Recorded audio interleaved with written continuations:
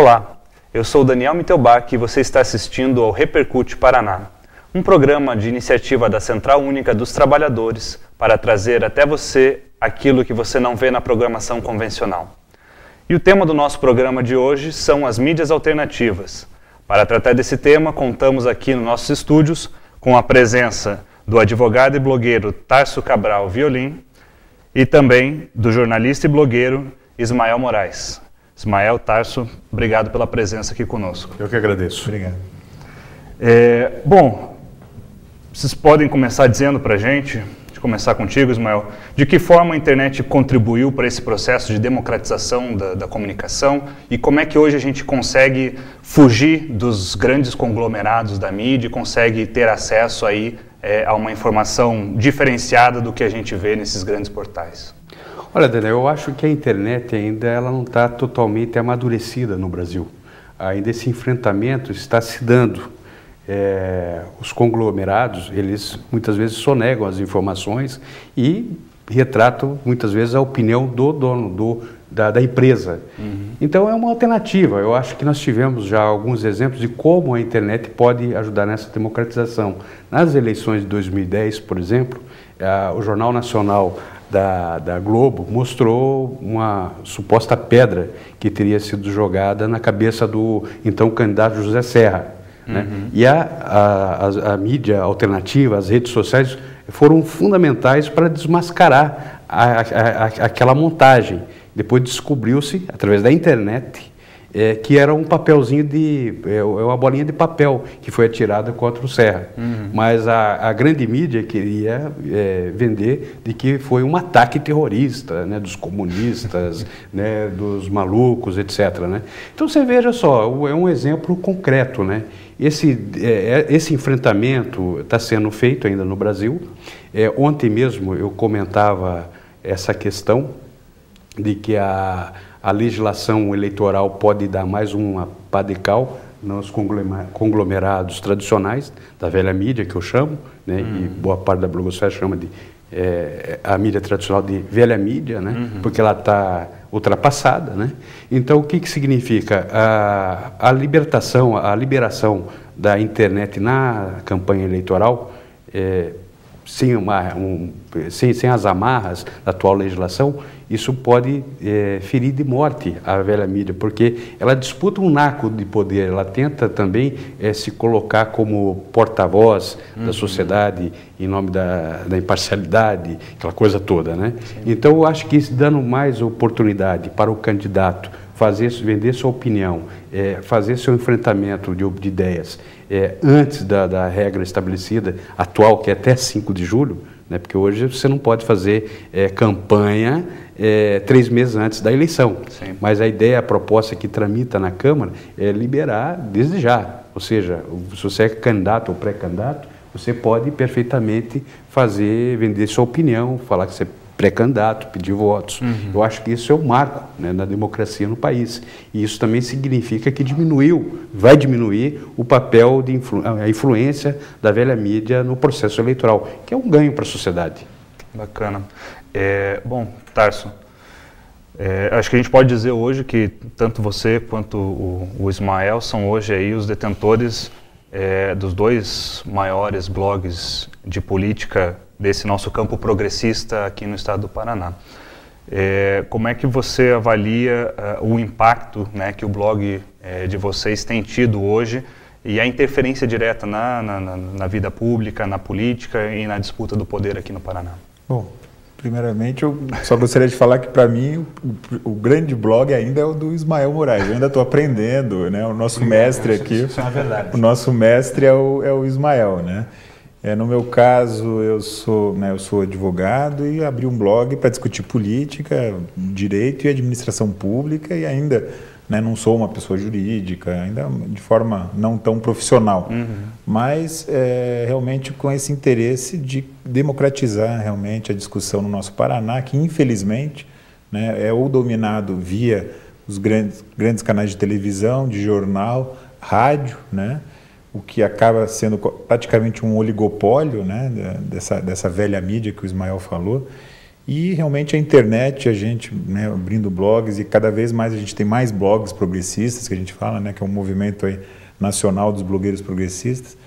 Essa mídia, aí, essa nova mídia, ela é essencial para realmente desmistificar e acabar com alguns discursos dessa velha mídia.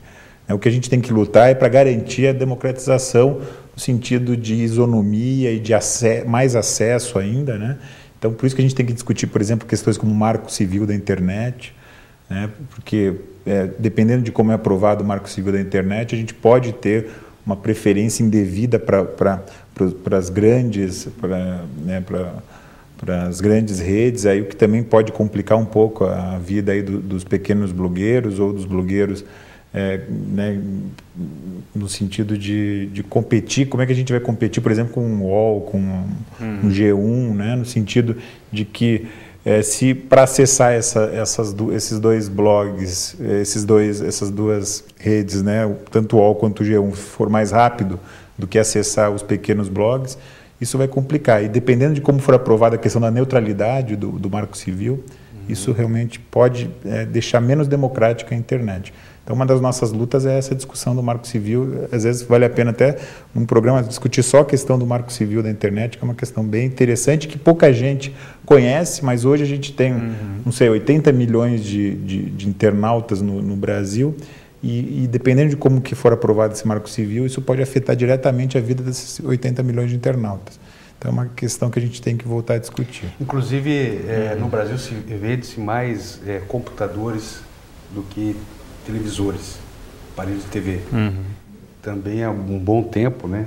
Foi interessante você dar esses números aí, porque eu fazia ontem uma pesquisa com a minha mãe, que tem 63 anos, se ela passava mais tempo na TV ou na internet. Ela falou que é na internet. Então, veja só, a internet hoje tem 80 milhões de usuários, né?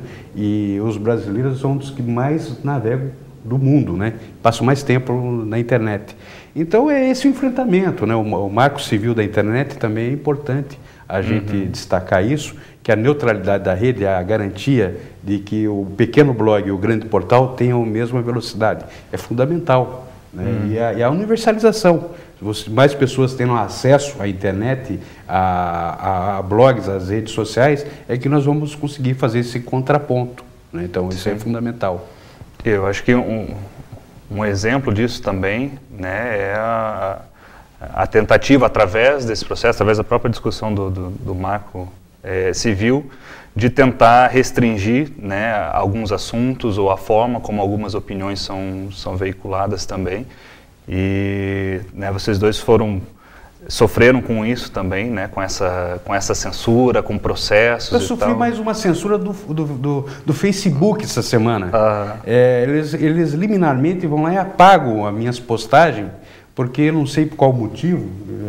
O assunto era a educação aqui do Paraná, o projeto neoliberal, o modelo neoliberal do governador Beto Richa. Os caras apagaram lá a postagem. Eu até nem tive tempo de escrever sobre isso, mas vou escrever, porque é o seguinte: eu sou solidário ao Facebook, ao Twitter, que reclamam que vivem sendo ameaçados aqui no Brasil de censura, né? Mas, pô, eles censuram também, né? Então, eu acho que é bom a gente deixar claro, né, que eu defendo que, quando se trata de liberdade de expressão, é liberdade de expressão, não tem que censurar, porque nós não podemos fazer legislação no Brasil, Daniel, partindo do pressuposto que todo mundo comete crime na internet. Isso não é verdade. Se há crime, deve existir, mas é 0,0 alguma coisa. Porque se o cidadão quer lá invadir alguma conta, algum e-mail, algum site, ele vai invadir, né? E não depende de legislação, né? Ou conta bancária, ou coisa que o valha, né? É da mesma forma como é histérico também um debate da redução da maioridade penal no Brasil. Parte do pressuposto que todo jovem menor de 16 anos é criminoso. É uma mentira. É 0,3% dos jovens que cometem alguma ilegalidade. Né? E como é que são esses jovens? São pretos, são pobres, né? Estão fora da escola. E o Estado desassistiu esses jovens. Então, veja, nós não podemos partir da pauta da elite, da pauta conservadora da elite, de que todo mundo comete crime, que na internet se comete crime, de que a juventude comete crime. É uma mentira. E o que, na verdade, eles querem é restringir a liberdade. na internet. Sim. Isso a gente não pode concordar de maneira alguma. Eu acho que a legislação eleitoral liberando o debate dos candidatos, dos pré-candidatos, para se discutir política, acho que é fundamental, é a essência da internet, né? E eu acho que não tem que restringir nada. Eu acho que tem que haver, sim, claro, rigor nos crimes de pedofilia, de fraudes, mas eu acho que 99,99% dos usuários de internet no Brasil não comete crime algum. Outro problema grave que a gente tem no Brasil é que o nosso poder judiciário é bastante conservador e muito pró quem tem o grande capital ou quem tem o poder, né?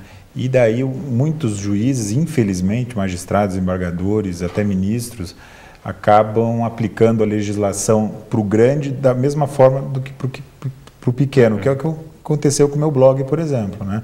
Existe uma legislação rígida com relação à questão de pesquisas na internet, de divulgação de pesquisas, né? E é rígida por quê? Porque uma Rede Globo, uma Folha de São Paulo, uma Veja, dependendo do que elas divulgarem, elas podem até mudar o destino de uma eleição, como a Globo fez em 89 com o Collor, foi uma das responsáveis, infelizmente, aí pela vitória do Collor em 89. Por enquanto eles estão conseguindo. E agora tem uma legislação restritiva para que ela não faça isso no campo eleitoral, e daí tem juízes que aplicam essa legislação para um blog que às vezes nem pessoa jurídica é, como é o meu caso. Então aplicaram, por exemplo, uma multa lá de R$106 mil para um blog que é um blog que nem fins lucrativos tem, que não é pessoa jurídica. Um absurdo total, um conservadorismo que a gente agora está tentando reverter essa decisão lá em Brasília, no Tribunal Superior Eleitoral. Mas então um problema também é um conservadorismo do nosso Poder Judiciário, que acaba sendo, né, questionado aí pelos poderosos, e daí acabam decidindo conforme os interesses dos poderosos. E quando a gente fala poderosos, tanto no campo econômico quanto político, né? Eu acho bacana esse exemplo de vocês. Nós vamos fazer um breve intervalo agora, mas eu quero retomar com vocês no próximo bloco, falar um pouquinho mais sobre essa experiência e outras experiências que estão acontecendo aí, né, no mundo dos blogs progressistas no Brasil também. O nosso Repercute vai para um breve intervalo e nós voltamos já.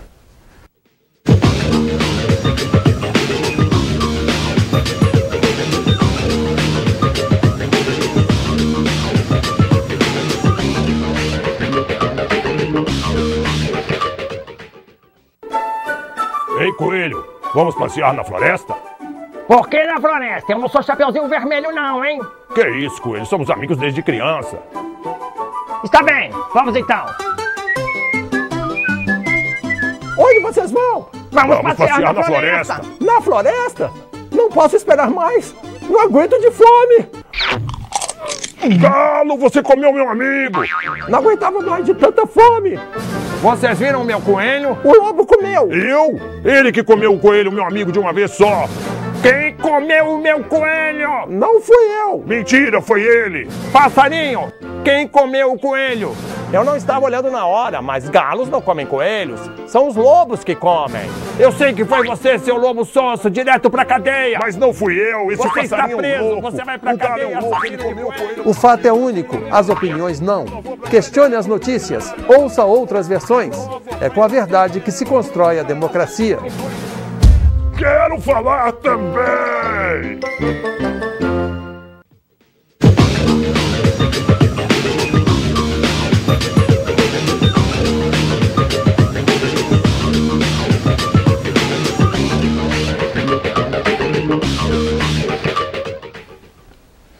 Olá, estamos de volta com o Repercute Paraná. Estamos falando hoje sobre as mídias alternativas. Bom, Ismael, a gente comentava agora no bloco passado essa questão da judicialização, né, contra os blogueiros, tanto você quanto o Tarso foram vítimas disso também, né, em diversas situações, principalmente aí na eleição de 2010. E nós tivemos agora também no encontro dos blogueiros progressistas aqui no Paraná, o depoimento do jornalista Luiz Carlos Azenha da perseguição, né, que o blog dele, o Viu Mundo, vem sofrendo também. Como é que você avalia hoje essa judicialização da política e principalmente das opiniões dos blogueiros progressistas? Olha, a judicialização no Brasil começou aqui no Paraná em 2010, nas eleições para governador. O então candidato Beto Richa fez de tudo para judicializar e isso pegou nacionalmente. Então ele fez escola, né? Então, para você ter uma ideia, eu acumulo 1 milhão de multas, R$1 milhão em multas eleitorais por conta de processos movidos pelo governador Beto Richa. Então eu quero deixar claro que há uma perseguição aqui no Paraná, né, muito forte. O PSDB não gosta muito desse negócio de liberdade na internet. Isso viu o caso do Azeredo, que tem lá um projeto querendo criminalizar a ação na internet. O AI-5 digital. O AI-5 digital. A sorte nossa é que em 2014 o Beto Richa vai ser blogueiro. Ele inaugurou um blog, né? Espero que ele não ataque agora os seus iguais. Então, eu acho o seguinte, que a judicialização é ruim para a democracia. Nós estamos fazendo um debate nacionalmente de que o juiz de primeira instância não pode decidir pela censura, somente o STF. Eu espero que o STF volte a cuidar, a zelar da Constituição e pare de fazer política, querendo agir como partido político, como está fazendo agora na ação penal 470 ou mensalão, fica caçando petista por aí. Eu acho que não é o papel do STF. O STF não é polícia, ele tem que ser o guardião da Constituição. Tem aqui um advogado aqui que pode falar melhor sobre isso, mas eu acho o seguinte, que se comete é um crime, é uma ação nazifascista, quando se persegue alguém que dá opinião. O que eu fiz na eleição de 2010? Dei opinião. Eu só dei opinião. Estou com quase 1 milhão de multa porque eu dei opinião. Em qualquer parte do mundo se pode dar opinião. Nos Estados Unidos, podem fazer enquetes, pode fazer discussão política a qualquer momento e não se multa, né? O Obama virou presidente da República porque ele usou muito bem a internet, né? Mas eu acho que a gente vai amadurecer a esse ponto, né? Essa questão da discussão da nova legislação eleitoral, que acho que até agosto vota-se isso, eu acho que pode abrir um pouco mais esse precedente, esse círculo virtuoso, né, de aproveitamento das oportunidades da internet. Porque hoje prevalece aqui no Brasil uma perseguição, a censura. Sorte nossa é que nós temos um mínimo de organização, né, de associações de blogueiros, coisa ímpar no mundo. Nenhuma parte do mundo se conseguiu formar associações de blogueiros, nem na Europa, nem nos Estados Unidos, nem no Canadá. Coisa do Brasil. Daqui a pouco a gente vai estar exportando esse modelo, né, que é uma forma de a gente se associar contra essas perseguições, né? Isso é típico de regimes ditatoriais, né? Então é um pouco resquício daquela período da ditadura militar, dos momentos que a democracia foi atacada. O medo da opinião alheia, né? Exatamente. Então o que se propõe, o que nós propomos é debater, estabelecer e privilegiar o contraditório com a sociedade. Sim. É fazer o contraponto.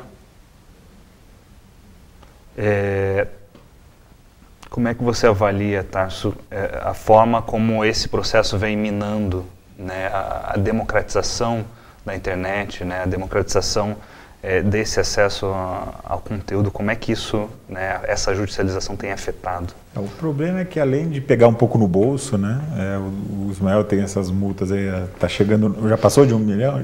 Já. Agora eu começo a ficar bravo quando o cara entra com pedido de indenização de menos de 100 mil. Né? O passe está alto, né? Eu fico bravo quando o cara pede menos de 100 mil. Para mim está chegando aos 200 mil, então para mim é um pouquinho menos, né? Mas realmente o Ismael falou corretamente que a gente está se organizando, né? O Brasil só vai melhorar quando a sociedade se organizar via movimento dos estudantes, dos trabalhadores, professores, e os blogueiros também estão se organizando, né? Essa questão do Azenha, lá em São Paulo a gente já criou um fundo, né, um fundo com dinheiro, né, para que haja essa defesa jurídica dos blogueiros no Brasil inteiro que sofrerem esse tipo de ação, né, judicial ou extrajudicial. Aqui no Paraná a gente está querendo se organizar para criar uma associação de defesa dos blogueiros e para organizar também os nossos encontros. A gente se pensa também em fazer isso no âmbito nacional, né, porque realmente o que a gente acaba acontecendo é uma intimidação, né? Eu já sofri ameaça de deputado delegado querendo me bater, eu já sofri ameaça via, né, representação no TRE e estou discutindo essa multa de 106 mil. Agora, recentemente, mais uma ameaça, que é uma atriz do programa do ex-prefeito de Curitiba querendo me processar só porque eu divulguei que ela participou de um filme criticando o sistema de saúde em Curitiba, e um mês depois apareceu no programa do prefeito falando 1000 maravilhas da saúde. Então, a palavra é intimidação, né? Então, a gente acaba pensando 2 vezes antes de fazer uma denúncia de interesse público, né? Isso seja na velha mídia ou nas novas mídias. Essa intimidação não faz bem para a democracia. Eu, como advogado, eu tomo muito cuidado para não ofender as pessoas quando eu escrevo. Agora, eu ser intimidado, ou no bolso, ou moralmente, na questão de não poder falar aquilo que eu acredito, né? Isso é algo que é ruim para a democracia, e que a gente, então, tem que aprimorar via movimento social, via movimentos blogueiros, movimento estudantil, movimento sindical. É essencial. No Brasil só vai melhorar quando a gente tiver essa movimentação mais efetiva. Eu discordo do Tarso, e falei isso para alguns blogueiros nacionais, da criação do fundo, porque eu acho que não se trata de você ter uma ação retroativa, ou seja, você correr atrás do prejuízo, como se diz no futebol. Eu acho que não pode multar, eu acho que não pode cercear a liberdade. Eu acho que é aí que nós temos que pegar pesado. Eu acho que o STF tem que cuidar da Constituição, zelar pelo artigo 5º da liberdade de expressão. Eu acho que o blogueiro não tem que ficar atrás de fundo, arrecadando dinheiro para pagar multa. Eu me recuso a fazer levantamento de 1 milhão, até porque é impossível chegar a coletar essa quantia, 1 milhão. Então eu prefiro ir para a guerra. Então eu vou para o pau com todos os horrores, se for necessário. Agora, pagar eu não pago. Vão ficar multando à vontade, porque eu não pago, porque primeiro que eu não tenho, e segundo que isso não tem cabimento. Só para você ter uma ideia, Tasso, em 2010, viu, Daniel, a presidente Dilma Rousseff, que ela era candidata em 2010, o Serra, que era candidato pelo PSDB, que é a presidente da República, e o Lula, que era o presidente da República, os 3 juntos saíram com um saldo de 180 mil de multas em 2010. Eu tenho 1 milhão. Alguma coisa está errado nisso, né? E olha só, um é presidente da República, o outro foi presidente da República e o outro quase foi. Eu continuo sendo blogueiro e tenho 1 milhão de dívida, né, em multa eleitoral. Eu acho que isso, além de ser um horror, é um descabimento. Eu acho que isso desmoraliza a própria justiça. Sim. A gente teve aqui a oportunidade, alguns programas atrás, de fazer uma discussão com o Serginho Bertoni sobre a questão da soberania digital, né? E dentro dessa discussão nós estávamos comentando justamente como, né, os governos hoje, o grande capital controla, né, faz um controle do conteúdo, da informação, daquilo que circula pela internet, né? Lembrando até aos nossos telespectadores que muitas vezes a gente esquece, por exemplo, que o Facebook, que o Google, que o Twitter são empresas, né, que, como toda empresa, quer ter o seu lucro, quer ganhar dinheiro e tudo mais. A gente vê hoje, né, tanto Estados Unidos, China, por exemplo, como países aí que fazem um monitoramento rigoroso, né, do conteúdo que passa pela internet. Acho que nós não chegamos nesse ponto ainda aqui no Brasil, mas acredito que, né, com o AI-5, com essas, né, o AI-5 digital, essas coisas, a gente caminha nesse sentido de ter um controle rígido daquilo que a gente fala, daquilo que a gente expressa. Como é que vocês avaliam que nós estamos nesse processo? Na verdade, nós já temos um controle pior que da China e dos Estados Unidos, porque esses dias mesmo fui chamado para uma delegacia do crime, cybercrime, para abrir os dados de um comentarista lá no meu blog. Eu falei para o delegado, preciso de uma decisão judicial, não vou abrir, né? Mas os caras foram lá, registraram o BO, um cara do governo, né, do Estado, né, para ver se intimidava. Eu falei, não, vem para a guerra aqui.